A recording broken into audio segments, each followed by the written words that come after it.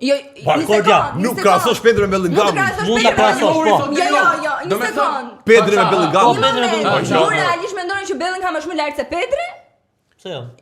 Jo, nuk është se jo, realisht e mendoni? Po, realisht. Është e tmerrshme. Pse? Aktualisht Pedri dhe Bellingham janë në të njëjtin nivel. Aktualisht. Realisht për një mesfushor super po Bellinghami vjen nga një dëmtim. Dhe po ta shikosh ndeshjen që ka zhvilluar. Nuk krahasohet Bellingami me Pedrin. As pak. A jep Terezi më shumë. Jo, ta krahasoj ndeshjen që s'ka qenë Bellingami, se Bellingami me tek këmbë është më mirë se këta të gjithë. Po ku e peti këtë më? Bellingami Dortmundit apo Real? Bellingami Dortmundit. Ai Dortmundit. Urdhro, Bellingham.